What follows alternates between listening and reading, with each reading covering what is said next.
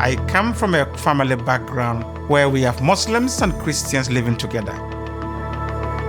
I felt right away from that earliest ages that I wanted to be kind of a bridge. I wanted to study more about Islam so that I could be a bridge between what I call my biological family, which is the Muslim family, and my spiritual family, which is the Christian family. This region has so much to offer to the rest of Africa if we are able to leverage this kind of connectedness that people have and link that to research questions that will really bring about a new narrative. What would it look like if African Christians and Muslims were to collaborate beyond the differences that they have? What will African society look like if we had the power and the influence of religion leverage for social transformation?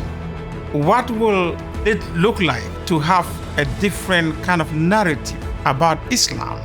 What will that do to African society?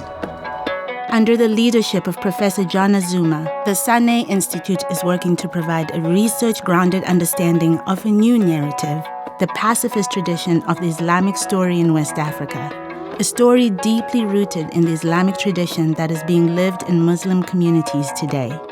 West Africa is a very important context in the engagement of Islam and Christianity because West Africa is actually majority Muslim context. A place like Nigeria, where you have a lot of militancy growing, West Africa is a very important theater. We knew somehow that the pacifist tradition of Islam is a very strong part of the Islamic story in West Africa. But to find that even the younger generation of Muslims did not know that much about this pacifist tradition was a big surprise for us. A lot of the conflicts that we've had in Nigeria, for instance, normally started from university campuses. If we can get students, the younger generation, up-and-coming generation, to understand the history, then people will realize that we have options. We have choices here to make. It shouldn't just be about let us tolerate one another, let us coexist peacefully. But it should be more than that. It should be about let us thrive together as communities. Let us develop our societies together. Let us see how our societies can flourish together. Professor Azumah's strategy is to change ingrained perceptions of seeing competing religions as the other. Instead, the Sanneh Institute is working to foster friendships between Christians and Muslims in the interest of peace and other mutually beneficial goals. We offer some online courses for Christians and Muslims to participate in those classes together. For instance, there was this young Christian female theological student who said she had never, for all of her life, she's in her mid-30s, stepped foot into a mosque. And she had viewed Muslims with all trepidation. And that's how she was brought up. And she is now working very closely with an imam to set up conversations between Muslims and Christians. And the imam has a very similar story.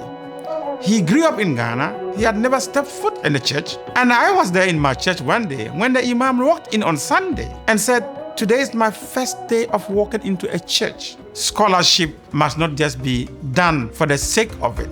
Our vision is about what we call offering scholarship as a tribute to God for the transformation of African society. And the logo is two Siamese crocodiles. Siamese crocodiles conjoined at the stomach. It is a traditional Ghanaian emblem that it's used to depict connectivity, connectedness, and yet also the potential for conflict. We believe that both Muslims and Christians in West Africa have so much to offer to each other and to society at large. My vision and my hope is a new generation of African Muslim and Christians, theological students, pastors, imams who will no longer live off stereotypes and prejudices and ignorance of one another, but will be thriving together on the knowledge, on the constructive engagement, on mutual respect for each other for the sake of African society.